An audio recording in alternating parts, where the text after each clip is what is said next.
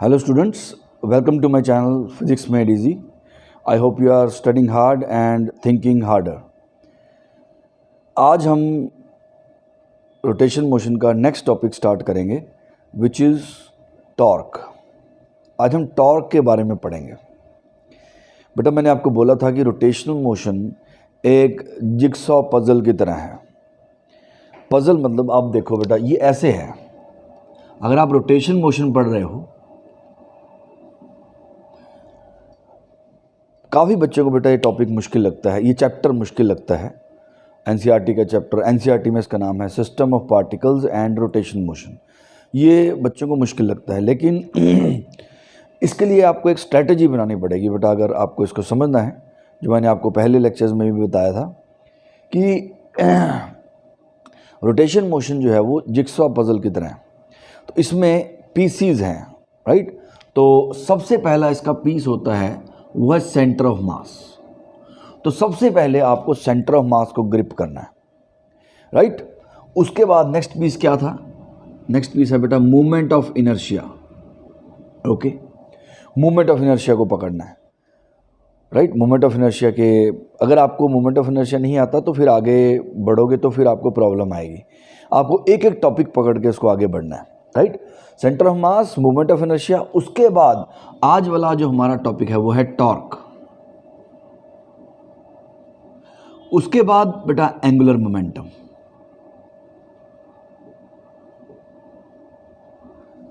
और सबसे लास्ट में रोलिंग. अगर ये देखो ये पीसेस हैं इसके, उसके बाद आप रोटेशन मोशन का क्वेश्चन सॉल्व कर सकते हो. सबसे पहले सेंटर ऑफ मास अच्छे से करना है. उसके बाद मूवमेंट ऑफ इनर्शिया ने कैलकुलेट करना सीखना है.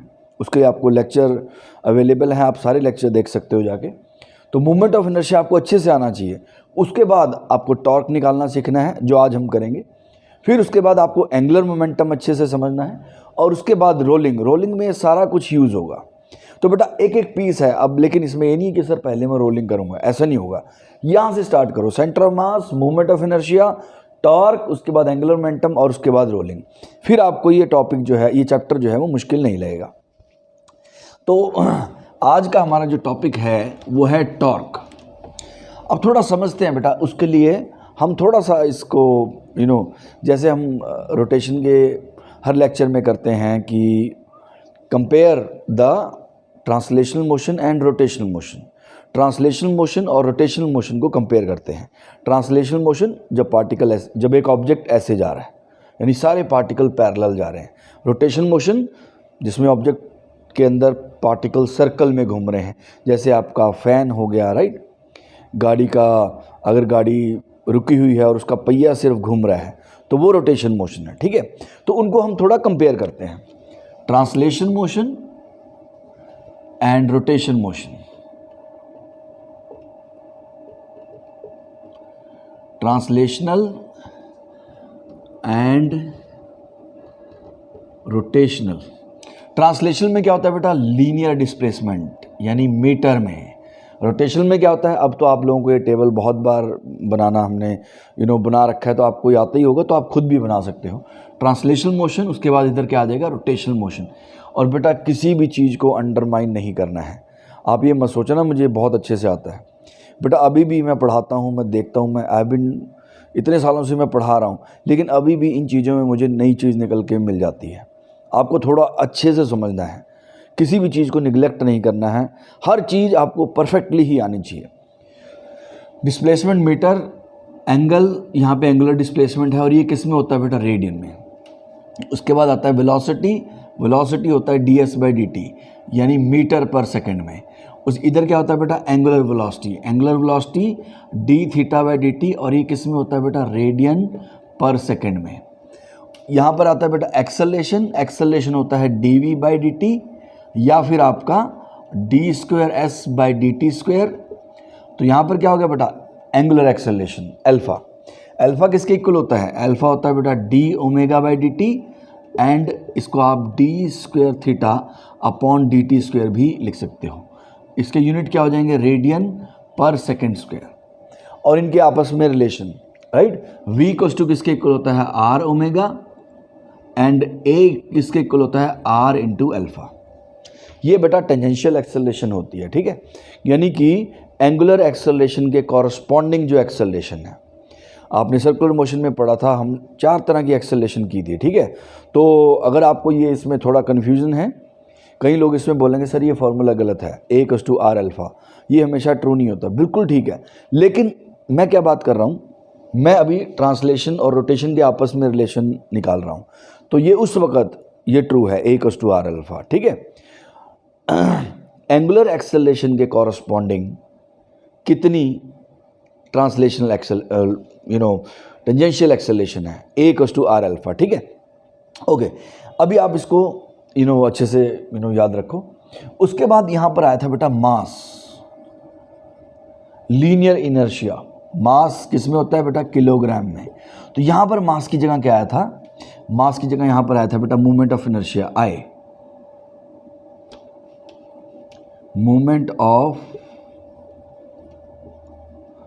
Inertia, I. इसके यूनिट क्या होते हैं बेटा, केजी मीटर स्क्वायर। ये हो गया आपका मूवमेंट ऑफ इनर्शिया। उसके बाद बेटा यहाँ पर क्या होता था, लीनियर मोमेंटम, P किसके इक्वल होता था बेटा, मास इंटू वेलोसिटी। तो यहाँ पर क्या आएगा, angular momentum I into omega. थोड़ा थोड़ा दिमाग लगाओ, अभी आपको बेटा L का कोई आइडिया नहीं है, लेकिन आप थोड़ा सा बस इतना सा जनरेट करो, धीरे धीरे करके आपकी ये नॉलेज जो है वो बढ़ेगी। वेट करना है बेटा, ये चैप्टर आपकी पेशेंस भी चेक करता है। L=I into omega. सर मास की जगह मूवमेंट ऑफ इनर्शिया आता है और वेलोसिटी की जगह एंगुलर वेलोसिटी आता है। अब बेटा यहाँ पर फोर्स होता है F=ma। अब फोर्स क्या होता है, अगर एक ऑब्जेक्ट रेस्ट पे है, एक ऑब्जेक्ट मान लो एक ब्लॉक है, वो बॉक्स है, मान लो ग्राउंड पे रखा हुआ है, आप चाहते हो वो चले, तो उसके लिए आपको क्या करना पड़ेगा, आप चाहते हो वो एक्सेलरेट करे, यानी उसकी वेलोसिटी 0 है अभी, तो आप चाहते हो वो चलना शुरू हो जाए, तो आपको क्या करना पड़ेगा बेटा, फोर्स लगानी पड़ेगी, राइट। यानी कि force is responsible for linear acceleration. अगर किसी को चलाना है तो फोर्स लगानी पड़ेगी, अगर किसी को रोकना है तो फोर्स लगानी पड़ेगी। तो ऐसे ही बेटा अगर किसी ऑब्जेक्ट को रोटेट करवाना है, या अगर कोई चीज़ रोटेट कर रही है तो उसे रोकना है, तब आपको फोर्स जैसा ही कुछ लगाना पड़ेगा। तो आप इसको एंगुलर फोर्स भी बोल सकते हो, राइट। तो एंगुलर मोशन में, मतलब रोटेशनल मोशन में फोर्स की जगह आपको क्या चाहिए, उसी टर्म को हम बोलते हैं टॉर्क, राइट। सो टॉर्क आप देख सकते हो, टॉर्क इक्वल्स टू हो गया I इंटू अल्फा। M की जगह I आएगा और एक्सेलेरेशन की जगह यहाँ पे एंगुलर एक्सेलेरेशन आ जाएगा। अब बेटा आज का हमारा टॉपिक, आज का हमारा जो लेक्चर है वो सारा इसके ऊपर फोकस होगा, टॉर्क के ऊपर, टॉर्क कैलकुलेट कैसे करना है, राइट। तो बेसिक आइडिया तो यही है, अगर सबसे पहली जो लाइन आपको टॉर्क के बारे में पता होनी चाहिए, first introduction, right. First introduction क्या है, मतलब टॉर्क क्या होता है सर, जैसे अगर एक ऑब्जेक्ट को चलाना है और वो रेस्ट पे है अभी, उसको चलाना चाहते हैं तो हमें फोर्स लगानी पड़ेगी, ओके, तभी वो चलेगा, लीनियर एक्सेलरेशन तभी आएगी, उसको हम क्या बोलते हैं, फोर्स, राइट। फोर्स के बिना ऑब्जेक्ट चलने वाला नहीं है। तो ऐसे ही अगर कोई चल रहा है और उसको रोकना आप चाहते हो तो आपको फोर्स लगानी पड़ेगी। चलाने के लिए भी फोर्स चाहिए और रोकने के लिए भी फोर्स चाहिए, यानी कि लीनियर एक्सेलरेशन के लिए फोर्स चाहिए। तो बेटा अगर आप किसी चीज़ को रोटेट करवाना चाहते हो, जैसे फ़ैन है, फ़ैन जो है वो रोटेट नहीं करेगा जब तक उसके ऊपर क्या नहीं लगेगा बेटा, टॉर्क नहीं लगेगा। टॉर्क के बिना ऑब्जेक्ट रोटेट नहीं कर सकता, और अगर रोटेट कर रहा है तो टॉर्क के बिना वो रुकेगा नहीं। अकेला फोर्स से काम नहीं चलेगा। आपके दिमाग में आ रहा होगा सर फोर्स लगा के भी तो रोटेट करवा सकते हैं। नहीं बेटा, एक खास तरह की फोर्स चाहिए, या फोर्स को एक खास तरह का इफेक्ट जनरेट करना पड़ेगा। मैं आपको दिखाता हूँ बेटा, हमारे अंदर वो सिस्टम है।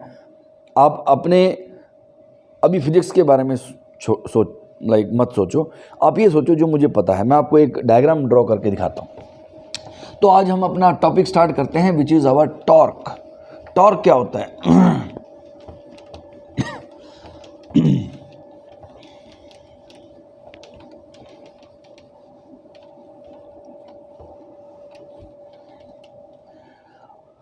तो टॉर्क क्या होता है बेटा? टॉर्क, इसका सिंबल होता है टाउ, इसको टाउ बोलते हैं। राइट। मैं आपको एक डायग्राम ड्रॉ करके दिखा रहा हूँ, अब समझना बेटा। इस टॉर्क को स्टार्ट करने से पहले मैं आपको बताता हूँ हमारे अंदर एक सिस्टम है जो हमें काफ़ी कुछ सिखाता है, क्योंकि हम भी छोटे मोटे साइंटिस्ट होते हैं। हर कोई बंदा छोटा मोटा साइंटिस्ट है, ये ह्यूमन नेचर है। अपने आसपास की चीज़ों को देख के सीखना और उसको ऑब्जर्व करना, बस हम उनको फॉर्मलाइज नहीं करते, मतलब हम उनको लिखते नहीं। क्या हमने देखा आज आप हर रोज़ बेटा आप सोचो, हर रोज़ आप कोई ना कोई नई चीज़ देखते हो, बट क्या वो उसको आप लिखते हो जाके, या उसकी स्टडी करते हो कि ओके अगर ऐसा ना होता तो क्या होता? हम उसको वो स्टडी नहीं करते। बस साइंटिस्टों ने उसको स्टडी किया और फॉर्मलाइज कर दिया। मैं आपको एक छोटा सा एग्जांपल देता हूँ। देखो मान लेते हैं ये एक डोर है। सर ये कैसा डोर है? बेटा ये डोर है, डोर का टॉप व्यू है। आपको थोड़ा इमेजिन करना पड़ेगा, मैं दिखा देता हूँ। ये डोर है, मान लो आपका ऐसे। डोर क्या होता है बेटा? यहाँ पे हिंज्ड होता है, यहाँ पे फिक्स्ड होता है, इसको बोलते हैं हिंज्ड, HINGED। तो डोर यहाँ पे हिंज्ड होता है। ये डोर ऐसे घूमता है, राइट। ये इधर जा सकता है ऐसे, और इधर भी आ सकता है ऐसे। अब इसको मैं टॉप से देखूंगा बेटा तो आपको लाइन नज़र आएगी। साइंस में विजुअलाइजेशन का बहुत बड़ा रोल है, तो आपको वो अच्छे से सीखना है। कई बच्चों का नेचुरली बहुत अच्छा होता है, कईयों को थोड़ा टाइम लगता है, लेकिन बेटा लगे रहना, गिव अप नहीं करना। अच्छा, ये आपका डोर है। डोर को हम टॉप से देखेंगे तो आपको लाइन नज़र आएगी, राइट। डोर को टॉप से देखने पर ये लाइन नज़र आ रही है। मैं यहाँ पर कुछ फोर्सेस ड्रॉ करता हूँ, आप इसको वीडियो को पॉज करके देखना कौन सी फोर्स जो है वो डोर को रोटेट करवाएगी, एंड मैं बिल्कुल श्योर हूँ कि आप इसका सही आंसर दोगे, राइट। अब देखना, मैं आपको यहाँ पे कुछ फोर्सेस ड्रॉ कर रहा हूँ। F1, F2, F3, F4, F5। ये डोर है, इस पे ये फोर्सेस लगी हुई हैं। अब आप थोड़ा सा सोचो, इनमें से कौन कौन सी फोर्सेस हैं जो डोर को रोटेट करवा पाएंगी? अब फोर्स तो सारी हैं बेटा, एक एक करके लगा रहे हैं। पहले F1 लगा के देखा, फिर F2 लगा के देखा, फिर F3, F4, F5। और बेटा आपको ये विजुलाइज होना चाहिए। यस, मैं टॉप से देख रहा हूँ, डोर का ये टॉप व्यू है, ठीक है। तो मान लो यहाँ पे खड़े होकर कोई फोर्स लगा रहा है ऐसे, इसको मैं टॉप से देख रहा हूँ। अच्छा, अब हम लिख लेते हैं F1, F2, F3, F4 and F5। पहले आपको पॉज करके इस वीडियो को मार्क करना है कौन सी फोर्स जो है वो घुमा पाएगी और कौन सी फोर्स नहीं घुमा पाएगी। क्या F1 फोर्स घुमा पाएगी? यस। F2 घुमा पाएगी? यस। F3 घुमा पाएगी? नहीं। F4 yes, and F5 no. अब आप देखो बेटा, पॉज करके आपने चेक कर लिया है, तो आप देख सकते हो अगर आपका ये आंसर है, यानी कि देखो हमारे अंदर कहीं पर सिस्टम है जो बता रहा है कि कौन सी फोर्स रोटेट कर पाएगी, कौन सी फोर्स रोटेट नहीं कर पाएगी। बस बेटा न्यूटन ने इनको फॉर्मलाइज कर दिया। फॉर्मलाइज का मतलब इसका फॉर्मूला बना दिया। अब देखो F3 और F5 जो हैं वो इस डोर को रोटेट नहीं कर पा रही, तो हम क्या बोलते हैं? F3 and F5 are not able to rotate the door. लेकिन अगर इसको हम टेक्निकली बोलें, F3 and F5 are not able to generate the torque. F3 और F5 फोर्स तो हैं, आप बेटा F3 जितनी मर्जी फोर्स बढ़ा लो, आप शायद डोर को ब्रेक कर दोगे, क्रश कर दोगे। F5 भी आप जितना मर्जी बढ़ा लो, डोर घूमेगा नहीं, टूट जाएगा लेकिन घूमेगा नहीं। तो F3 और F5 में ऐसी क्या खास बात नहीं है, ये ऐसी क्या खास बात है जिसकी वजह से ये टर्न नहीं कर पा रही, राइट। यानी कि अब देखो F1, F2, F4 ये टॉर्क जनरेट कर पा रही हैं। बेटा टॉर्क जब लगेगा तभी ऑब्जेक्ट ने रोटेट करना शुरू करना है, राइट। तो F3 और F5 are not able to generate the torque. Let us see इनमें क्या कमी है, इनमें क्या खास बात है। बेटा F5 को अगर आप एक्सटेंड करो देखो, और F3 को एक्सटेंड करो, तो आप अगर देखोगे, इसको हम बोलते हैं, सर ये एक्सटेंशन क्या है? इसको हम बोलते हैं line of action of force. ये मान लो इस पॉइंट पे आपने फोर्स लगाया, ओके। अब आप इसको एक्सटेंड कर दो, फोर्स की डायरेक्शन में एक लाइन खींच दो ऐसे, इसको हम बोलते हैं line of action of force, right. Force को एक्सटेंड किया, बेटा बाकियों का भी आप एक्सटेंशन करके देख सकते हो। देखो ये मान लेते हैं F1 का एक्सटेंशन है, ये मान लेते हैं F2 का एक्सटेंशन है और ये आपका F4 का एक्सटेंशन है। सिर्फ F3 और F5 के एक्सटेंशन है जो कि इस पॉइंट से पास कर रहे हैं, जिस पॉइंट के अबाउट ये डोर जो है वो फिक्स्ड है। ये आपका फिक्स्ड एक्सिस है, राइट। ये एक्सिस होगी आपके डोर की। तो जो फोर्स का एक्सटेंशन इस एक्सिस ऑफ रोटेशन से पास कर गया, वो फोर्स टॉर्क जनरेट नहीं कर पा रही। बेटा फोर्स तो है लेकिन वो ऑब्जेक्ट को रोटेट नहीं कर पा रही, क्योंकि रोटेशन के लिए, याद रखना है, रोटेशन के लिए अकेली फोर्स सफिशिएंट नहीं है। सिर्फ फोर्स लगने से रोटेशन होगा ये सही नहीं है, ये पॉसिबल नहीं है, ये गलत है। सर क्या रोटेशन के लिए फोर्स नहीं चाहिए? यस चाहिए, लेकिन कोई भी फोर्स रोटेशन कॉज कर देगी, ये गलत है। देखो F3 फोर्स लग तो रही है, आप चाहे जितनी मर्जी फोर्स लगाओ, लेकिन ये डोर नहीं रोटेट करेगा। और F2 शायद आप एक फिंगर से थोड़ा सा पुश करो और डोर जो है आपका वो घूम जाएगा। तो F3 और F5 में क्या चीज़ नहीं है बेटा? F3 और F5 में टॉर्क जनरेट करने की कैपेसिटी नहीं है। ये फोर्सेस टॉर्क जनरेट नहीं कर रही। तो कैसे चेक किया? सर फोर्स को एक्सटेंड कर दो, बड़ा सिंपल टेस्ट है। आप फोर्स को एक्सटेंड कर दो, अगर फोर्स की एक्सटेंशन किससे पास कर जाए? जिस एक्सिस के अबाउट ऑब्जेक्ट घूम रहा है, तो ऑब्जेक्ट नहीं घूमेगा, ऑब्जेक्ट रोटेट नहीं करेगा। तो ये टॉर्क का बेसिक आइडिया है। लेकिन अब इसको हम फॉर्मूला, इसका फॉर्मूला बनाते हैं। ध्यान से समझना बेटा, कुछ चीज़ें आपको याद करनी हैं और कुछ चीज़ें आपको बेटा, इसको टॉपिक को भी समझने के लिए पेशेंस चाहिए है। पहले आपको टॉर्क निकालना सीखना है। कोई बोलेगा सर टॉर्क से होता क्या है? बेसिक सी चीज़ तो ये है कि बेटा टॉर्क से आपको ये पता लगेगा क्या ऑब्जेक्ट घूमेगा या नहीं घूमेगा फोर्स लगाने से, राइट। उसके बाद हम इसको आगे स्टडी करेंगे। आज हमारा एम है कि क्या हम टॉर्क कैलकुलेट कर पा रहे हैं। हमें सिर्फ टॉर्क कैलकुलेट करना सीखना है आज। टॉर्क से क्या होता है वो हम बाद में करेंगे। पहले आपको आज का आपका एम होना चाहिए इस लेक्चर में कि बस मैंने आज टॉर्क कैलकुलेट करना सीख लेना है। फिर हम देखेंगे अच्छा टॉर्क कैलकुलेट करना आ गया, अच्छा ये आ गया मुझे करना। अब मैं ये सीखूंगा कि टॉर्क जो मैंने कैलकुलेट किया वो कहाँ यूज़ होने वाला है, राइट। जैसे अभी तक हमने मूवमेंट ऑफ इनर्शिया निकालना सीखा है, उसको साइड पे रखा हुआ है। सर मूवमेंट ऑफ इनर्शिया कहाँ यूज़ होने वाला है, ये अभी आपने सिर्फ MOI कैलकुलेट करना सीख लिया है। अगर नहीं सीखा तो प्लीज़ मेरे लेक्चर आप जाके ध्यान से देखो अच्छे से। तो मूवमेंट ऑफ इनर्शिया निकालना सीख लिया, अच्छा उसको साइड पे रखा। अब हम निकालना क्या सीखेंगे? टॉर्क निकालना सीखेंगे। आज का आपका एम सिर्फ यही है कि टॉर्क निकालना सीखना है, ओके। और फिर आगे मैंने बताया जिक्सॉ पजल, एक एक चीज़ फिट होगी, एंड में आपका पूरा रोटेशन मोशन तैयार हो जाएगा।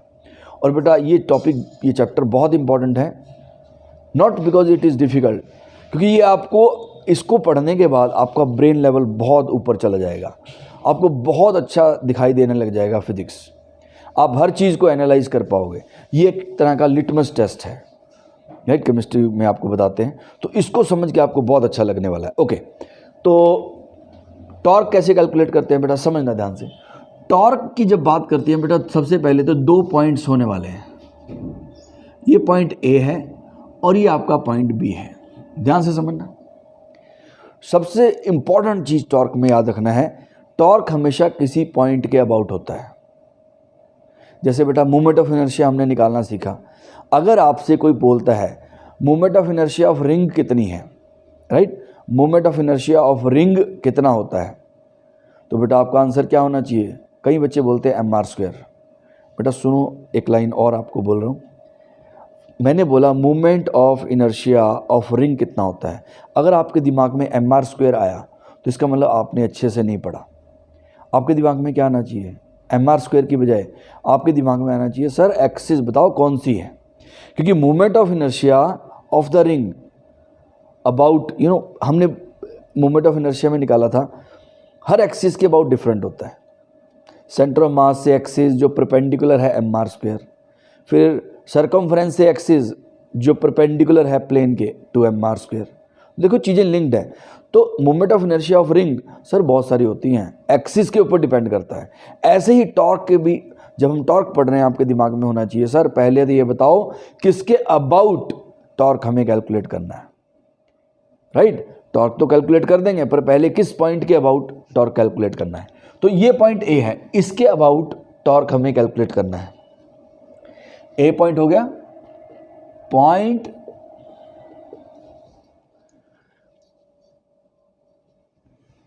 Point about which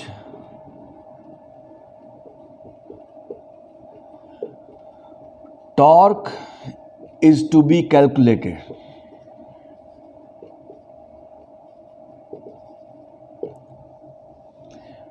talk about A is the point about which torque is to be calculated. Okay, B,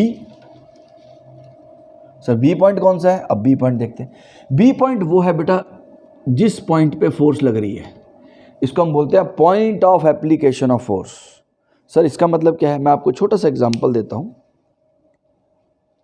ये देखो, ये मेरा मार्कर है, ये फोर्स देखो बेटा। पिछले चैप्टर्स में हम ऑब्जेक्ट्स को पॉइंट लेके चलते थे। अब ऑब्जेक्ट बड़े हो गए हैं, जैसे आप बड़े हो गए तो ऑब्जेक्ट भी बड़े हो गए, तो पढ़ाई भी थोड़ी बड़ी हो गई है। बेटा खुश रहना, अच्छे से समझना है, आपको समझ आएगा अगर आप थोड़ा सा रिलैक्स होके पढ़ो। पहली प्रेशर नहीं डाल लेना, हो ये तो बड़ा मुश्किल है, this that, no, never think like that.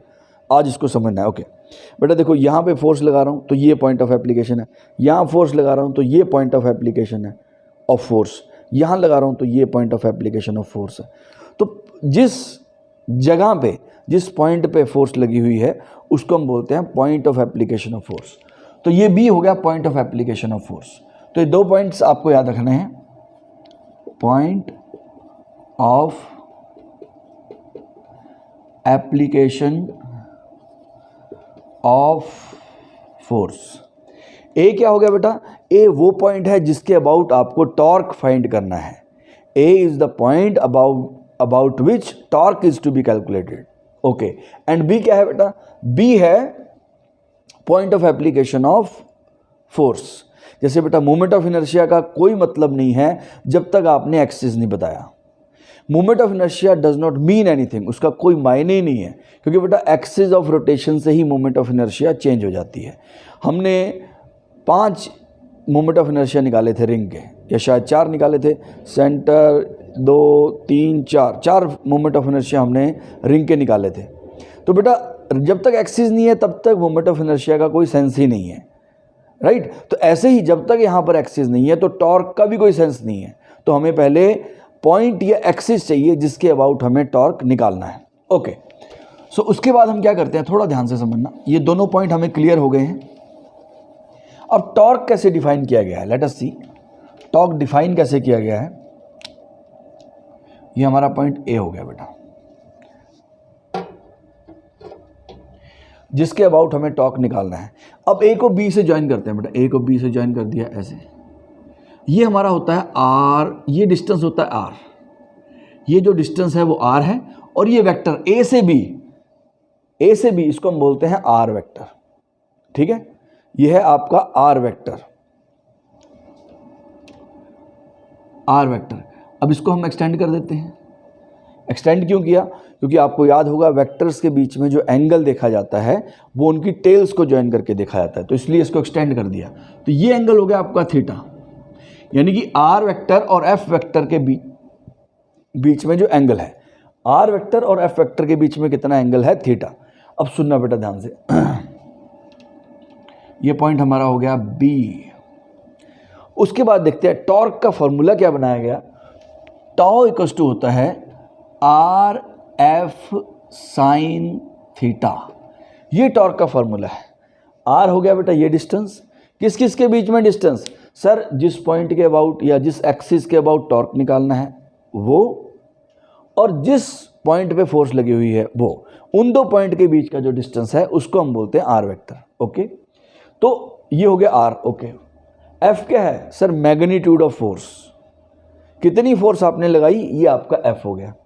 उसके बाद थीटा क्या है? सर आर वेक्टर और एफ वेक्टर के बीच में एंगल, आर और एफ के बीच में कितना एंगल है वो थीटा हो गया, तो उसका साइन थीटा। ये टॉर्क डिफाइन किया गया है, are f sine theta, right. तो अब सुनना बेटा ध्यान से, एक तो ये तरीका हो गया, लेकिन इसको कैलकुलेट करने के दूसरे तरीके भी हैं, और जो कि ज़्यादा यूज़ होने वाले हैं, आपको थोड़ा ध्यान से समझना है। इसको मैं एफ वेक्टर को एक्सटेंड कर देता हूँ, एफ वेक्टर को एक्सटेंड कर दिया। ओके, एफ वेक्टर को मैंने एक्सटेंड किया और ए पॉइंट से इस एक्सटेंशन के ऊपर परपेंडिकुलर ड्रॉप कर दिया। ये एफ वेक्टर की एक्सटेंशन है, ये इस पॉइंट पे फोर्स लग रही है, ऐसे दोनों तरफ एक्सटेंड करना है बेटा, उधर भी कर दो इधर भी कर दो, ओके। और ए पॉइंट, जिस पॉइंट के अबाउट हमें टॉर्क फाइंड करना है, उस पॉइंट से मैंने परपेंडिकुलर ड्रॉप कर दिया है।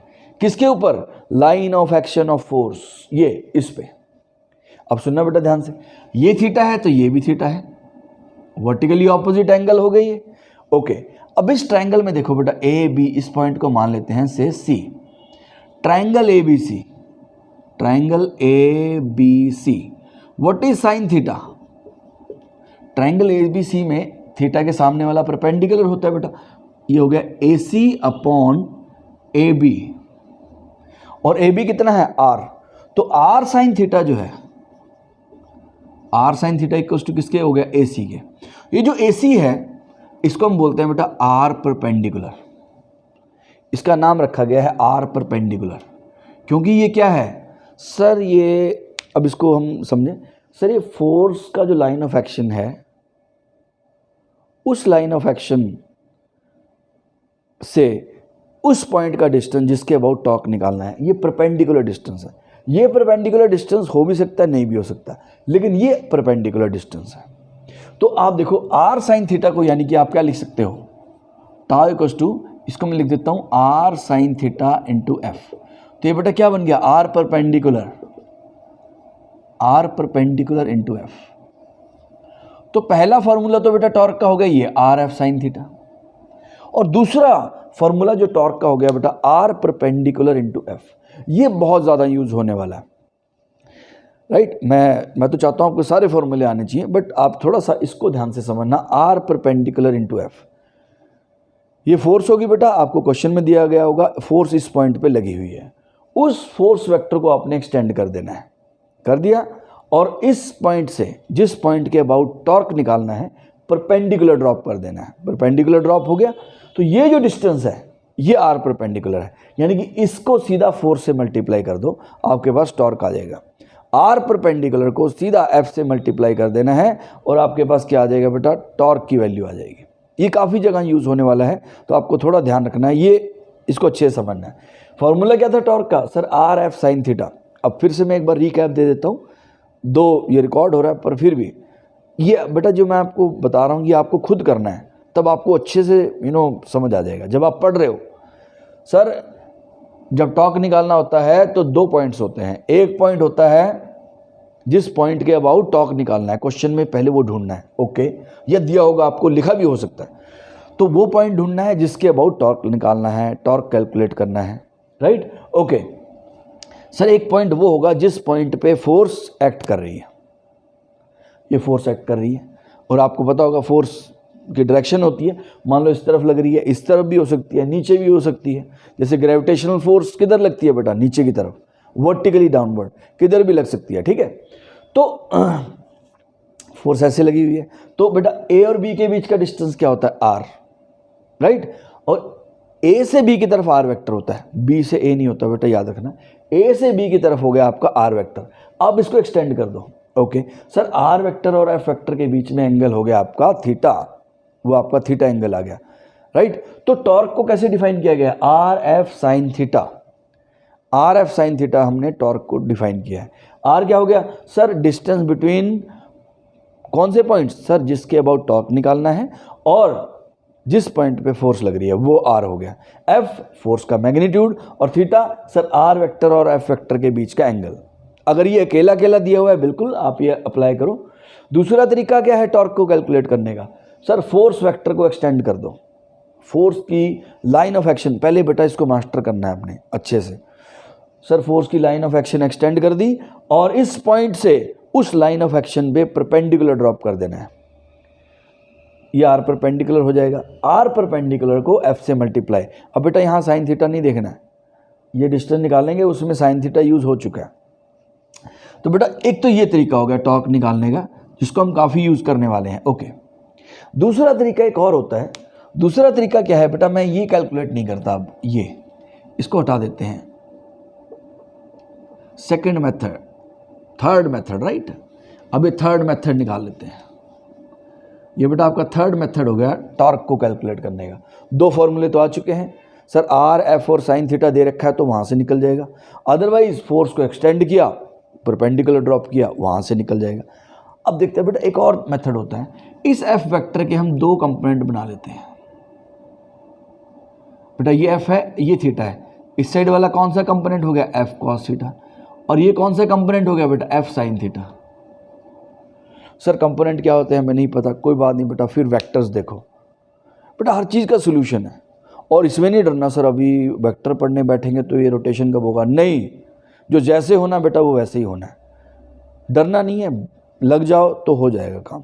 अगर आप पहले डर गए तो नहीं होगा। आप सोचो नहीं वेक्टर्स कितना 3 दिन 4 दिन लगेंगे, कर लो बैठ के अच्छे से, उसके सारे लेक्चर अपलोडेड हैं, आप वेक्टर्स अच्छे से समझ सकते हो, तो आपको कंपोनेंट्स भी आ जाएंगे।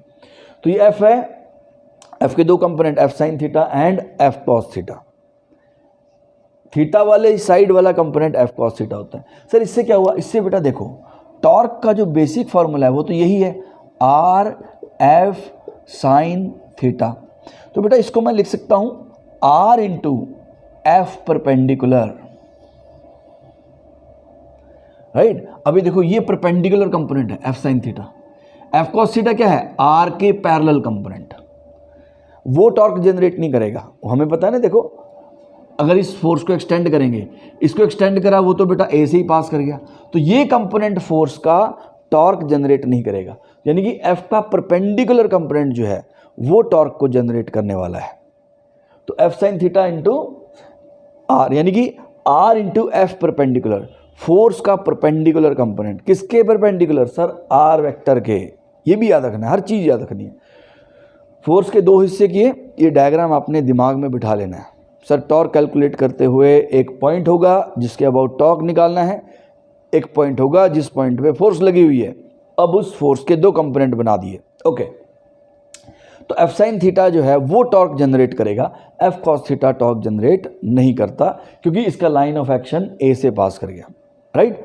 अब बेटा इसको अगर हम वेक्टर फॉर्म में लिखते हैं, टॉर्क को वेक्टर फॉर्म, तो टॉ वेक्टर होता है r vector cross f vector, यानी कि बेटा ये आपका फर्स्ट सेकंड थर्ड ये फोर्थ फॉर्मूला और बन गया। अगर वेक्टर फॉर्म में दे रखे हैं, आर वेक्टर दिया हुआ है, एफ वेक्टर दिया हुआ है, तो क्रॉस प्रोडक्ट जो है वो आपका टॉर्क वेक्टर हो गया, राइट। तो r vector cross f vector से भी आप टॉर्क कैलकुलेट कर सकते हो, वो क्वेश्चन के ऊपर डिपेंड करेगा। आज हम हर टाइप का एक एक दो क्वेश्चंस करेंगे, ओके बेटा। क्योंकि ये बेटा क्रॉस प्रोडक्ट है, तो क्रॉस प्रोडक्ट की सारी प्रॉपर्टीज इसमें यूज हो जाएंगी, क्रॉस प्रोडक्ट की सारी प्रॉपर्टीज इसमें यूज हो जाएंगी। सो बेटा अब सुनना ध्यान से, ये बहुत इंपॉर्टेंट चीज़ है। सर ये टॉर्क जो है ये वेक्टर क्वांटिटी है, यस ऑफ कोर्स, क्योंकि क्रॉस प्रोडक्ट है। Torque is a vector quantity.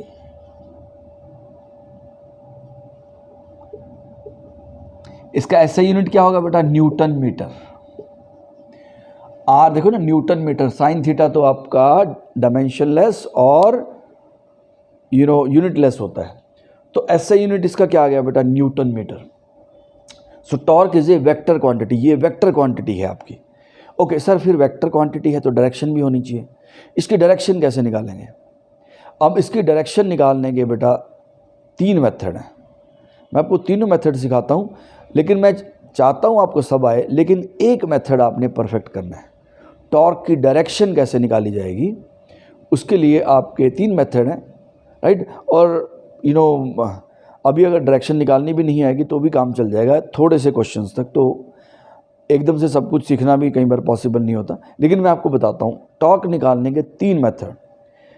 पहला मेथड है बेटा right hand palm rule, right. अब मैं इसको इरेज कर रहा हूँ, मैं सिर्फ वही चीज़ें रख रहा हूँ जो हमें चाहिए।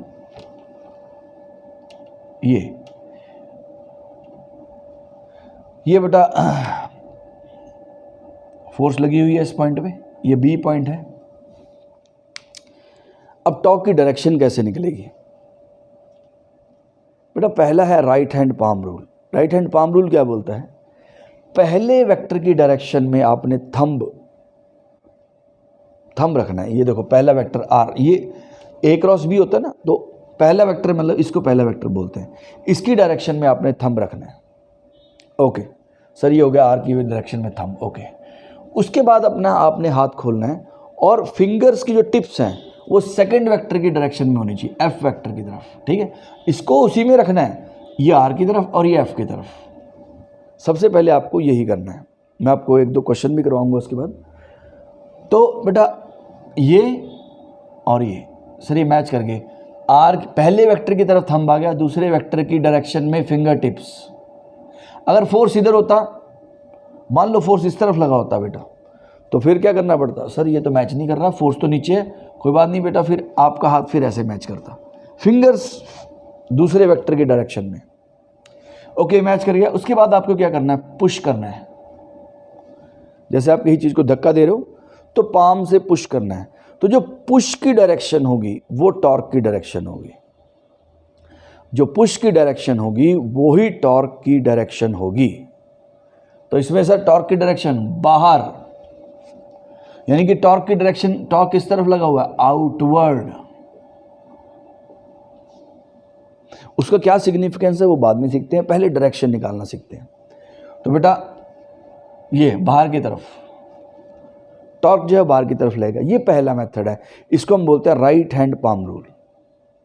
राइट, ये पहला मेथड है। क्या किया, पहले वेक्टर की डायरेक्शन में थंब, दूसरे वेक्टर की डायरेक्शन में फिंगर्स की टिप्स उसी के पैरेलल होनी चाहिए ऐसे, फिर पाम से पुश करना है, तो टॉर्क की डायरेक्शन आपको मिल जाएगी।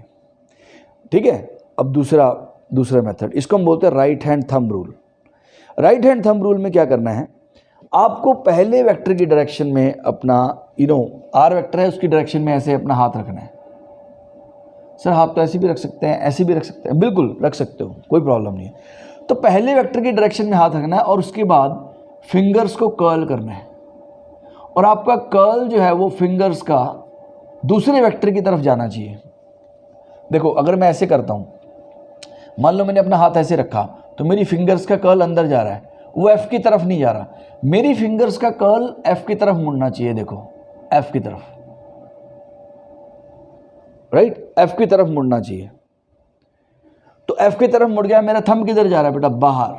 तो जो थंब होगा वो आपको किसकी डायरेक्शन देगा, थंब जो है वो टॉर्क की डायरेक्शन देगा। क्या किया, पहले वेक्टर की डायरेक्शन में फिंगर्स ऐसे, अपना हाथ ऐसे रख देना उसके पैरेलल। ओके, अब देखो बेटा इसमें प्रॉब्लम ये आती है कि हाथ ऐसे भी रख सकते हैं, ऐसे भी रख सकते हैं, यस कैसे भी। तो उसके बाद लेकिन आपकी फिंगर्स जो है वो ऐसे कर्ल करनी चाहिए। मैंने एक थोड़ी सी हिम्मत की है, मतलब थोड़ा सा मुश्किल बच्चों को ये लगता है, तो मैंने एक अपना इनोवेशन इसमें ट्राई किया। देखना बेटा अगर आपको ये सही लगा तो प्लीज़ कमेंट करना। ये मैंने काफ़ी बच्चों को एक्सप्लेन करने की कोशिश की, लेकिन बच्चों से इमेजिन करने में थोड़ी उनको दिक्कत आती है। तो मैंने कहा कि मैं अपना इसमें थोड़ा सा, अब मैं भी इतने साल से पढ़ा रहा हूँ तो थोड़ा दिमाग में आइडियाज़ आ जाते हैं। तो मैंने इसका मेथड बनाया। मैं बोलता हूँ, सुनना बेटा ध्यान से, इसको थीटा को थोड़ा दूर कर देता हूँ। इसको मैंने अपना रूल बनाया, इसको लिटिल फिंगर रूल। अब सुनना बेटा ध्यान से, मैंने कहा ये समझ नहीं आता तो हम क्या करते हैं बेटा, ये पहला वेक्टर, इस पहले वेक्टर को पकड़ के रखना। अच्छा पहले वेक्टर, आप पहले वेक्टर से दूसरे वेक्टर की तरफ ऐसे एरो बना दो, एंगल होता है ना, ऐसे एंगल ऐसे मार्क किया जाता है। जो फर्स्ट वेक्टर है उससे सेकंड वेक्टर की तरफ आप ऐसे मैच कर, ये ऐसे आर्क लगा दो, आर्क लगी। अब बेटा इस आर्क के साथ आप अपनी लिटिल फिंगर इसके ऊपर रख दो, ओवरलैप करा दो, ये होगी ओवरलैप। लिटिल फिंगर इसके साथ ओवरलैप करवा देनी है। ओके, ओवरलैप होगी, बस उसके बाद आपने थंब खोल देना है, लिटिल फिंगर इसके ऊपर रख देनी है। राइट, मैं आपको एक छोटा सा एक और एग्जांपल देता हूँ। ये तो आप लोगों ने नोट कर ही लिया है, नहीं तो बेटा आपके पास तो रिकॉर्डिंग है, आप पीछे जाके नोट कर सकते हो। और जब पढ़ रहे हो तो ज़रूर नोट किया करो, कोशिश किया करो अच्छे पॉइंट्स लिखने की, तो आपको काफ़ी फ़ायदा होगा। लिखते वक्त ज़्यादा दिमाग यूज़ होता है। मान लो आर वेक्टर ये है और एफ वेक्टर ये है। मैंने मैं इसको अपना लिटिल फिंगर रूल बोलता हूँ। तो बेटा आर से एफ की तरफ ऐसे घुमा दिया, ये हो गया आर से एफ की तरफ, पहले से दूसरी की तरफ घुमा दिया। उसके बाद बेटा इसके ऊपर लिटिल फिंगर रख देनी है, रख दिए बस बेटा। उसके लिटिल फिंगर के ओवरलैप होते ही बस अपना हाथ ऐसे कर दो। ये देखो टॉर्क किधर आ गया, बाहर की तरफ। सर मैं इसे राइट हैंड पाम रूल से करना चाहता हूँ, कर लो बेटा। आर की तरफ, पहले वेक्टर की तरफ थंब, दूसरे वेक्टर की तरफ फिंगर्स पॉइंट करनी चाहिए। पुश किधर हो रहा है, बाहर, तो टॉर्क जो है वो किस तरफ होगा, बाहर की तरफ। सर ये 2 रूल तो हो गए बेटा, ये आप 2-3 बार करके देखना ताकि आपको अच्छे से समझ आ जाए। और ये जो डायरेक्शन निकालना डेफिनेटली सीखना है, क्योंकि बेटा ये +2 में बहुत ज़्यादा यूज़ होने वाला है, ठीक है। वहाँ पे भी कराया जाएगा, लेकिन अभी आपको अच्छे से कोशिश करनी है कि निकल जाए कैसे डायरेक्शन कैलकुलेट करनी है। तीसरा होता है बेटा थर्ड रूल होता है स्क्रू रूल। अब स्क्रू रूल क्या होता है बेटा, आपने स्क्रू देखा है, स्क्रू जिससे ये चीज़ों को टाइट किया जाता है, स्क्रू ड्राइवर, पेचकस से उसको हम टाइट करते हैं। तो स्क्रू रूल क्या कहता है कि आपने पहले वेक्टर से दूसरे वेक्टर की तरफ स्क्रू को घुमाना है। ये आर वेक्टर है, ऐसे स्क्रू को पकड़ा और दूसरे की तरफ इसको टर्न करना है। फर्स्ट से सेकंड की तरफ टर्न हो गया तो उसको ऐसे घुमाना है। तो उसका जो टिप है, स्क्रू का टिप किधर जाएगा, इस केस में देखो स्क्रू का टिप किधर जाएगा। अगर आप सोचो, अगर मैं इसको ऐसे घुमाता हूं तो स्क्रू बाहर आएगा, यानी कि स्क्रू का टिप किधर आ रहा है, बाहर की तरफ आ रहा है। तो स्क्रू का टिप बाहर की तरफ आ रहा है, तो यानी कि बेटा उसको, वो डायरेक्शन होगी आपकी क्रॉस प्रोडक्ट की डायरेक्शन। आई नो बेटा काफ़ी सारे रूल हो गए, अब आपको देखना है कि कौन सा रूल आपको बेस्ट लग रहा है, उससे आप एक को मास्टर कर लो, एक को अच्छे से कर लो, समझो, कोशिश करो कि सारे समझ आए, बट एक चीज़ को आप मास्टर कर लो तीनों में से। Right hand screw rule, screw rule क्या कहते हैं, आप इसको स्क्रू को घुमाओ आर से, मतलब पहले वेक्टर से दूसरे की तरफ, और उसका टिप पे ध्यान देखो, टिप को इमेजिन करना है, टिप किधर जाएगी। इसलिए मुझे जो सीक्वेंस अच्छा लगा मैंने उसमें करवा दिया। आपको शायद बेटा स्क्रू रूल बेस्ट लग सकता है, कोई इसमें ये डरना नहीं है कि सर को ये बेस्ट लगता है तो मैं भी यही, नो, हर किसी का ब्रेन बेटा डिफरेंट होता है। किसी को राइट हैंड थंब रूल बहुत अच्छा लग सकता है, किसी को राइट हैंड पाम रूल अच्छा लग सकता है, पुश सर इजी है, या फिर किसी को स्क्रू इमेजिन करना इजी लग सकता है, तो आपकी चॉइस है। तो बेटा ये राइट हैंड स्क्रू रूल से भी टॉर्क की डायरेक्शन निकल जाएगी, ठीक है। ओके, तो यहाँ पे टॉर्क जो है वो हमारा बाहर की तरफ आया, राइट। तो लेट अस सी, अब हम इसको कैलकुलेट करके देखते हैं कैसे कैलकुलेट करना है। इसके थोड़े से क्वेश्चंस करते हैं टॉर्क कैलकुलेट करने के। एंड यस बेटा, टॉर्क का एक और नाम है, टॉर्क का एक और नाम है, इसको हम बोलते हैं बेटा मूवमेंट ऑफ फोर्स। बेटा ये मूवमेंट है, यानी पल हिंदी में जिसको बोलते हैं, मूवमेंट नहीं है, मोशन नहीं है बेटा, मूवमेंट है, आपको याद रखना है। तो टॉर्क का एक और नाम है मूवमेंट ऑफ फोर्स। यस, एक और नाम है, इसको हम कपल भी बोलते हैं। कपल मतलब 2, राइट। तो टॉर्क के आपके 3 नाम हो गए और आपको कैलकुलेट करना आ गया है।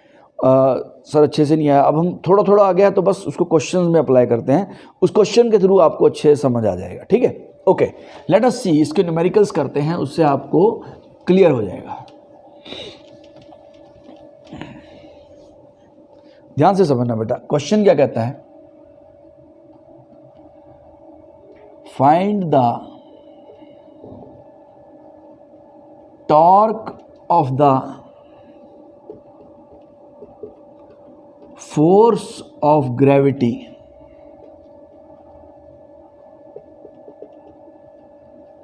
acting on the bob of the pendulum in the given situation. In the given situation, यानी कि आपको डायग्राम दिया हुआ है, find the torque of the force of gravity acting on the Bob of the pendulum in the given situation about the point of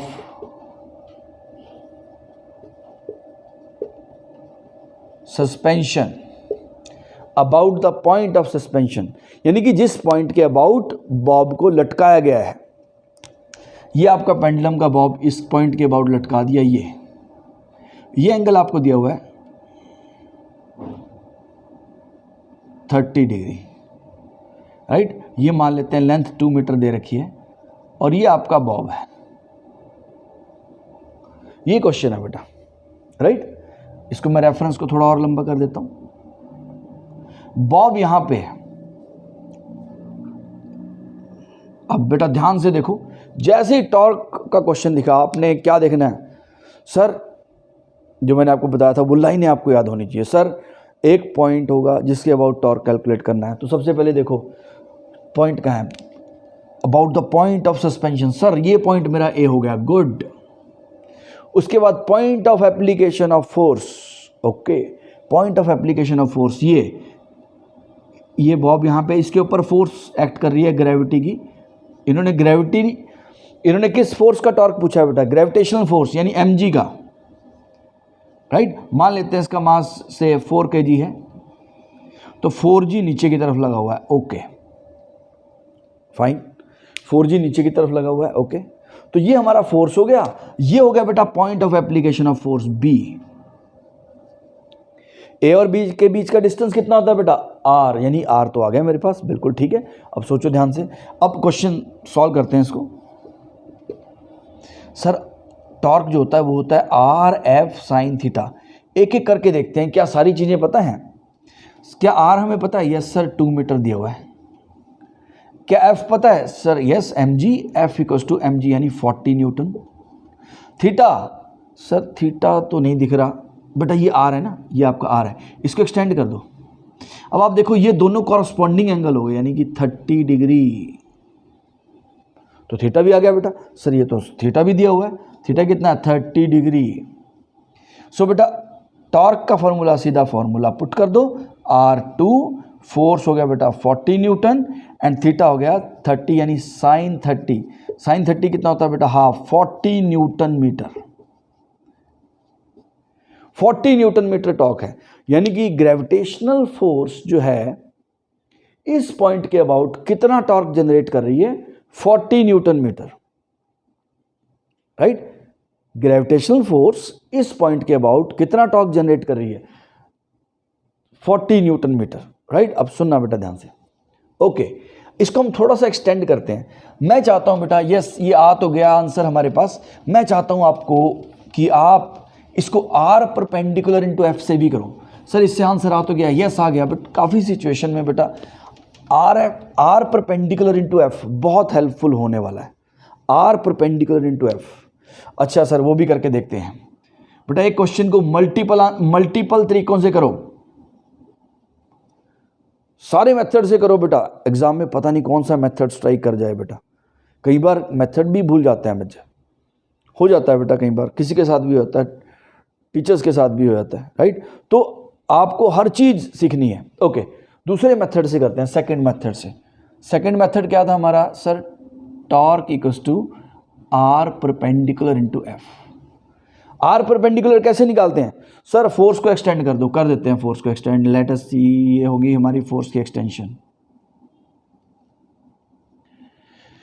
force extend होगी sir, yes. उसके बाद ए point से इस एक्सटेंशन पे परपेंडिकुलर ड्रॉप कर देना, हो गया परपेंडिकुलर ड्रॉप, हो गया सर परपेंडिकुलर ड्रॉप। अब ये एंगल 30 है तो बेटा ये भी 30 हो गया, ऑल्टरनेट एंगल्स, ओके। ये 2 है सर, मुझे ये चाहिए आर परपेंडिकुलर, मान लो सी, ए सी चाहिए, तो बेटा ए बी सी ट्राइंगल के अंदर देखो, triangle A B C, sine 30, sine 30 equals to, sir sine 30 कैसे पता लगा लेना है, क्योंकि बेटा मुझे ये चाहिए ए सी, परपेंडिकुलर चाहिए और हाइपोटेन्यूज मेरे पास है। ये भी बहुत इंपॉर्टेंट चीज़ है बेटा, यही बेसिक्स होते हैं। जिसका मैथ्स अच्छा है उसको तो पता होगा, वो कहेगा सर क्या ये तो मुझे आता ही है, यस। बट बेटा जिसको नहीं आता उसको, ये भी इसका रीज़न ये है सर क्योंकि मेरे पास हाइपोटेन्यूज है और थीटा है और परपेंडिकुलर मुझे फाइंड करना है। बट अगर मुझे बेस फाइंड करना होता तो मैं cos 30 लेता, बट क्योंकि मुझे परपेंडिकुलर फाइंड करना है और हाइपोटेन्यूज गिवन है और थीटा गिवन है, तो मैं साइन थीटा ले रहा हूँ। Sine 30 equals to sir AC upon AB जो कि 2 मीटर है, तो AC की वैल्यू कितनी आ गई बेटा 1, AC 1 मीटर आ गया बेटा, क्योंकि साइन, चलो ये कर लेते हैं बेटा, AC हाफ हो गया ना बेटा, half equals to AC upon AB is 2, तो AC की वैल्यू कितनी आ गई 1 metre.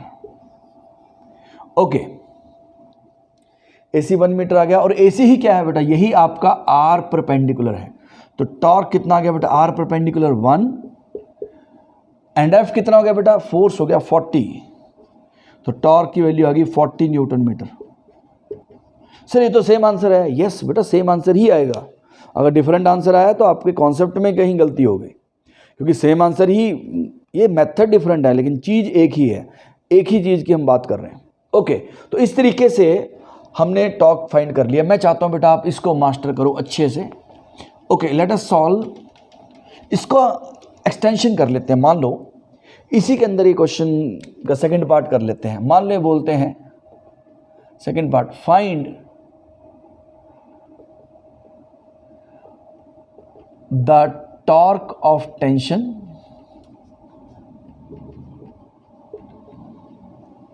About the point of suspension. Okay, tension का टॉर्क निकालना है about the point of suspension. Sir tension क्या होती है बेटा, लॉज ऑफ मोशन में हमने पढ़ा था, रस्सी के अंदर जो फोर्स होती है वो टेंशन होती है। लेकिन बेटा इससे काम नहीं चलेगा, अगर आपको टेंशन में ट्रबल है, प्रॉब्लम है, तो आप लॉज ऑफ मोशन के लेक्चर जाके देखो बेटा, अच्छे से करोगे तभी अगला टॉपिक आपको बिल्कुल आसानी से समझ आएगा। अगर आपको टेंशन में ट्रबल है, प्लीज़ इट्स अ रिक्वेस्ट, आपको पीछे जाके टेंशन, लॉज ऑफ मोशन के लेक्चर देखने चाहिए, क्योंकि ये चीज़ें एक दूसरे से लिंक्ड हैं बिल्कुल। उसके बाद इजी हो जाएगा। सर टेंशन तो रस्सी में लगी होती है, ओके, रस्सी में फोर्स आती है, ये टेंशन हो गया। अब बेटा इस टेंशन का फोर्स का टॉर्क निकालना है पॉइंट ए के अबाउट। ओके, क्या आंसर आ गया sir, 0, torque equals to 0। Sir क्यों? क्योंकि टेंशन को अगर आप एक्सटेंड करो, वो किससे पास कर गई सर, पॉइंट ऑफ,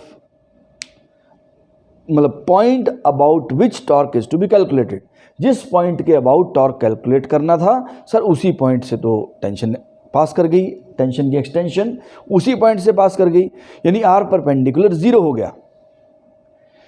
टॉर्क होता है आर परपेंडिकुलर इंटू एफ, लेकिन ये देखो फोर्स का एक्सटेंशन जो है उसी पॉइंट से पास कर गया जिस पॉइंट के अबाउट आपको टॉर्क फाइंड करना था, एंड हेंस टॉर्क जो है बेटा वो 0 हो गया। तो टेंशन का टॉर्क आपका यहाँ पे 0 आ गया।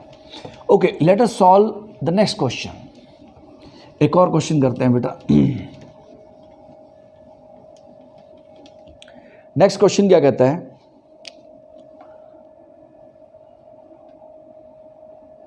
An object of mass m is projected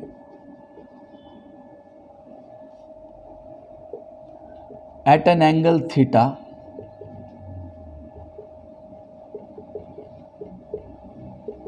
with the horizontal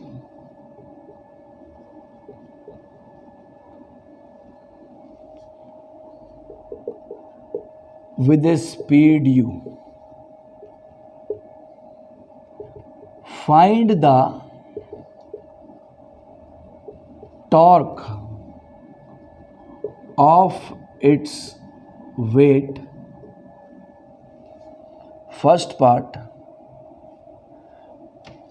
force torque of its weight about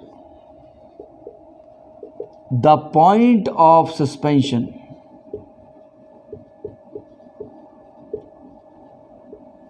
First, when it is at highest point. Second part, when it is about to land. ये question आपको बेटा एक बार pause करके करना चाहिए, तो आपको diagram draw करो और ढूंढो, क्या ढूंढना है सर, ए पॉइंट, बी पॉइंट, और उसके बाद थीटा ढूंढो। एंड आपको एक, अगर ये स्टेप्स आप फॉलो करोगे तो बिल्कुल इजीली इसका आंसर आ जाएगा। बाकी हम अभी करते हैं, बट आई वुड रिक्वेस्ट कि एक बार आप खुद ट्राई करो। और बेटा ये पॉइंट जैसे मैं बता रहा हूँ वैसे अप्रोच होती है। ये क्वेश्चन सर इजी है बहुत ज़्यादा, बिल्कुल इजी है क्वेश्चन, ये तो बिल्कुल इजी है। लेकिन बेटा स्टार्टिंग में पहले आपका काम है इजी क्वेश्चन करना, ताकि आपका कॉन्सेप्ट क्लियर हो जाए, फिर उसके बाद आप मुश्किल क्वेश्चन स्टार्ट कर सकते हो। कई बच्चे सीधा IIT की असाइनमेंट लेके बैठ जाते हैं and then they get demoralised. ऐसा नहीं करना, पहले कॉन्सेप्ट बनाना है, मुझे टॉर्क कैलकुलेट करना आना है। आज का आपका एम क्या होना चाहिए इस लेक्चर को देखते हुए, इसको देखने के बाद, सर मुझे टॉर्क कैलकुलेट करना सीखना है, राइट। तो टॉर्क अगर आपको कैलकुलेट करना आ गया, उसके बाद आप धीरे धीरे अगले लेवल के क्वेश्चन कर सकते हो। लेकिन बेटा रोटेशन मोशन में मैंने बोला जिक्सॉ पजल कंप्लीट करना है, सेंटर ऑफ मास, फिर मोमेंट ऑफ इनर्शिया, अब ये टॉर्क, ठीक है। ओके, अब ये क्वेश्चन क्या कहता है, अब इसका डायग्राम ड्रॉ करते हैं और बेटा फिर देखते हैं इसको सॉल्व कैसे करना है।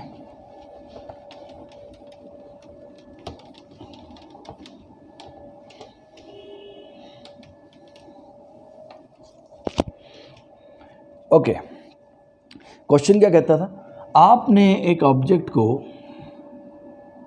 ये ऑब्जेक्ट को यहाँ से फेंका थीटा एंगल पे। सर ये तो कुछ प्रोजेक्टाइल है, बिल्कुल बेटा। अब अगर आपको प्रोजेक्टाइल नहीं आता होगा तो बेटा फिर से आपको प्रॉब्लम हो जाएगी।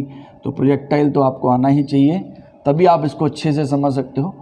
तो पिछले वाले लेक्चर सारे लिंक्ड हैं, राइट। तो आप प्रोजेक्टाइल के लेक्चर्स भी देख सकते हो कि कैसे हम चीज़ों को कैलकुलेट करते हैं। ओके, तो आपने यू एंगल पे, यू स्पीड के साथ थीटा एंगल पे ऑब्जेक्ट को फेंका, ये ऐसे आके यहाँ पे लैंड करेगा। ओके, अभी क्या बोलते हैं, और ऑब्जेक्ट का मास कितना है सर, m। पहला पार्ट क्या है, ये फर्स्ट पार्ट ही है, जब ऑब्जेक्ट, ये फर्स्ट पार्ट करते हैं, जब ऑब्जेक्ट हाईएस्ट पॉइंट पे है, ये हाईएस्ट पॉइंट हो गया ट्रेजेक्ट्री का, ट्रेजेक्ट्री मतलब ये शेप जो है, ऑब्जेक्ट ऐसे गया यहाँ लैंड किया। ओके, लेट अस सी फर्स्ट पार्ट करते हैं। जब ऑब्जेक्ट हाईएस्ट पॉइंट पे है, क्वेश्चन में मैंने आपको क्या बोला, टॉर्क कैलकुलेट करते हुए सबसे पहली चीज क्या पकड़नी है सर, किस पॉइंट के अबाउट टॉर्क कैलकुलेट करना है। ये पॉइंट हो गया बेटा, इस पॉइंट के अबाउट टॉर्क जो है वो कैलकुलेट करना है। ऑब्जेक्ट ए पे आ गया, ओके गुड। अब बेटा ये हाईएस्ट पॉइंट पे है, ओके, ये क्या है सर, बी पॉइंट। क्यों, इन्होंने क्या बोला है, वेट का टॉर्क निकालो पॉइंट ए के अबाउट, जब ऑब्जेक्ट कहाँ पे है बेटा, हाईएस्ट पॉइंट पे। ओके, तो वेट इसका नीचे एक्ट कर रहा है mg, और ये हो गया आपका आर, ए से बी। ओके, अब बेटा यहाँ पे देखो, हमारा ए को बी से ज्वाइन करेंगे तो आर आ जाएगा, लेकिन वो कैलकुलेट करना पड़ेगा। तो यहाँ पर देखो, हमारा सेकंड मेथड जो मैंने आपको बताया था, उससे कितना इजीली आंसर आ जाएगा। ऐसा नहीं है कि बेटा इससे आंसर नहीं आएगा, इससे भी निकालो, राइट, आप इससे निकालना, ठीक है। अब हम फर्स्ट पार्ट का आंसर निकालते हैं। फोर्स को क्या करना है बेटा, एक्सटेंड कर देना है। फोर्स एक्सटेंड हो गई, गुड, फोर्स एक्सटेंड हो गई। उसके बाद क्या करना होता है सर, जिस पॉइंट के अबाउट टॉर्क कैलकुलेट करना है, उस पॉइंट से उस लाइन पे परपेंडिकुलर ड्रॉप करना है। बेटा मुझे पता है बहुत बच्चों को ये लाइन पे परपेंडिकुलर ड्रॉप करना एक्सक्यूज मी, ये भी पहाड़ जैसा लगता है, मैं समझ सकता हूँ। तो आप देखो, मैं आपको 2-4 एग्जांपल दे देता हूँ। पॉइंट से परपेंडिकुलर ड्रॉप करने का मतलब क्या है, मान लो ये लाइन है, ये पॉइंट है, इस पॉइंट से इस पे परपेंडिकुलर ड्रॉप करो। अगर आपको ये लफ्ज़ सुनते ही, ये लाइन सुनते ही डर लगा, तो बेटा आज के बाद नहीं डरना, इसको समझ लेना। पॉइंट से लाइन पे परपेंडिकुलर ड्रॉप करना है, मतलब इस पॉइंट से इस लाइन को ज्वाइन करना है एक लाइन से, इसका मतलब ये होता है ये ज्वाइन कर दिया। लेकिन बेटा आपने पॉइंट से लाइन को ज्वाइन तो कर दिया है एक लाइन से, लेकिन ये एंगल 90 नहीं है, एंगल भी 90 होना चाहिए। सर थोड़ा सा इधर ले आते हैं, यस, ये इस लाइन को हम बोल देते हैं पॉइंट से लाइन पे परपेंडिकुलर ड्रॉप करना। मान लो पॉइंट ये है, ये ड्रॉप हो गया, ये पॉइंट यहाँ है, ये ड्रॉप हो गया, ये पॉइंट यहाँ है, ये ड्रॉप हो गया, ये लाइन ये है, ये पॉइंट से परपेंडिकुलर ड्रॉप करना है, इसको बोलते हैं बेटा पॉइंट से लाइन की तरफ जाना है, लेकिन लीस्ट रास्ता, शॉर्टेस्ट, बेटा बाकी सब चीज़ें जो हैं वो ज़्यादा होने वाली हैं इससे। तो शॉर्टेस्ट पाथ ट्रेवल करना है, पॉइंट से लाइन की तरफ जाना है और शॉर्टेस्ट रास्ते से, इसी को बोलते हैं परपेंडिकुलर ड्रॉप करना। तो आपने बेटा ये पॉइंट से फोर्स की एक्सटेंशन पे परपेंडिकुलर ड्रॉप कर दिया। सर ये चाहिए, ओके, ये हो गया हमारा आर परपेंडिकुलर। अच्छा सर ये कैसे निकालेंगे? जिसने प्रोजेक्टाइल किया हुआ है अच्छे से उसको तो पता है सर ये तो कुछ नहीं है, ये तो रेंज का आधा हो गया। यहां से यहां तक क्या होता है बेटा? ये होती है हॉरिजॉन्टल रेंज आर। तो आर परपेंडिकुलर क्या हो गया? रेंज का आधा। ओके, सो टॉर्क क्या होता है बेटा? मैं ये वाला फार्मूला यूज कर रहा हूं, r perpendicular into f. R perpendicular क्या होगा? रेंज का आधा, आर बाई टू। एफ कितना है? फोर्स ऑफ ग्रेविटी यानी एम जी। अब रेंज का फॉर्मूला पुट कर दो। रेंज क्या थी बेटा? U square sine 2 theta by g into m g. ये आपका आंसर आ गया। यानी कि वेट का टॉर्क जब ऑब्जेक्ट हाईएस्ट पॉइंट पे है, okay, about which point, torque जब तक किसी पॉइंट के अबाउट नहीं है, ये एक्सिस के अबाउट नहीं है, तब तक उसका कोई सेंस नहीं है। टॉर्क हमेशा किसी पॉइंट के अबाउट होने वाला है। ओके, तो बेटा ये फर्स्ट पार्ट हो गया।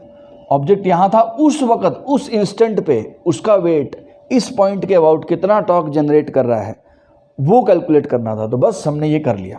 ओके, कोई आपके दिमाग में शायद ये आ रहा होगा सर इस टॉर्क से क्या होगा? अभी मैंने आपको बोला था आज का एम आपका, उससे आगे मत सोचो बेटा। आज का एम आपका होना चाहिए कि टॉर्क कैलकुलेट करना सीखना है मैंने। जैसे ही वो हुआ उसके बाद हम अगले लेक्चर में हम बेटा, आज थोड़ा लंबा लेक्चर हो गया है और अगले लेक्चर में हम इसके और न्यूमेरिकल्स करेंगे। ठीक है, एक ये सेकंड पार्ट करते हैं इसका, क्योंकि आज आपने टॉर्क को कैलकुलेट करना सीखना है। अच्छा, सेकंड पार्ट क्या था? सेकंड पार्ट क्या था बेटा? सेकंड पार्ट था आपका when the object is about to land. जब object is about to land, इसी पॉइंट के अबाउट टॉर्क निकालना है। अब ये बेटा object is about to land यानी कि यहां पर पहुंच गया। अब वेट तो हमेशा mg फोर्स हमेशा वर्टिकली डाउनवर्ड ही लगती है। ठीक है, वेट की जो फोर्स है वो हमेशा वर्टिकली डाउनवर्ड लगती है, mg। ओके, तो बेटा अब ये a है पॉइंट और ऑब्जेक्ट अब यहां पर है about to land, just touch करने वाला है। ओके, mg फोर्स नीचे। अब इसको भी एक्सटेंड कर दो बेटा। ओके, फोर्स को एक्सटेंड कर दिया और यहां से जिस पॉइंट के अबाउट टॉर्क निकालना है वहां से परपेंडिकुलर ड्रॉप किया, ये आ गया बेटा। तो आर परपेंडिकुलर हमारा ये हो गया। सर ये कैसे निकलेगा? ये तो सीधा ही आर है बेटा, यहां 2 मैंने नहीं लिखा था, रेंज बाय 2। ठीक है, ओके, सेकंड पार्ट में टॉर्क इक्वल्स टू कितना हो गया? R perpendicular into f. So torque कितना आ गया बेटा? रेंज इंटू एफ, क्योंकि अब आर परपेंडिकुलर किसके बराबर है? रेंज के बराबर है।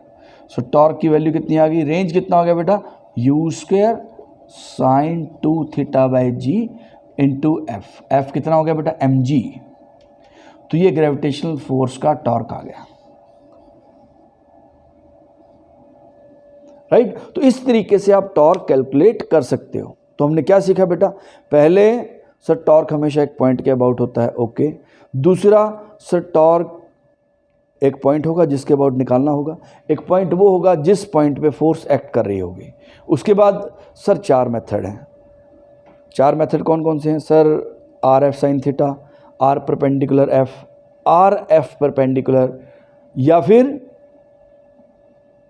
R vector cross f vector. एक उसका बस क्वेश्चन कर लेते हैं, r vector cross f vector. ठीक है, तो इस तरीके से आप टॉर्क कैलकुलेट कर सकते हो। एक हम वेक्टर फॉर्म का भी करते हैं क्वेश्चन। अगले लेक्चर में हम और क्वेश्चंस करेंगे बेटा टॉर्क के। अब ये लेक्चर आप देख के आपको क्लियर हो जाएगा अच्छे से टॉर्क कैलकुलेट करना। राइट, तो जिक्सॉ पजल का थर्ड पार्ट आ जाएगा। सबसे पहले क्या था? सेंटर ऑफ मास, फिर मूवमेंट ऑफ इनर्शिया, फिर टॉर्क, और उसके बाद एंगुलर मोमेंटम, फिर आपका, और उसके बाद रोलिंग। राइट, फिर आपका रोटेशन मोशन कंप्लीट होगा। ज़्यादातर रोटेशनल मोशन के क्वेश्चन में सारी चीज़ें यूज़ होती हैं। अब हम एक क्वेश्चन करते हैं, ये बोलेंगे find the torque of the force, find the torque of the force F vector equals to 5i cap minus 2j cap plus k cap about the origin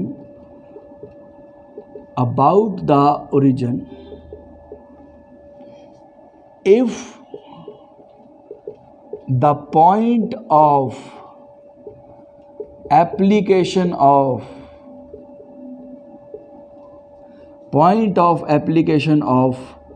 force is -2, 4, 0। ये क्वेश्चन है। अब बेटा इसमें थोड़ा सा वेक्टर यूज़ हो जाएगा।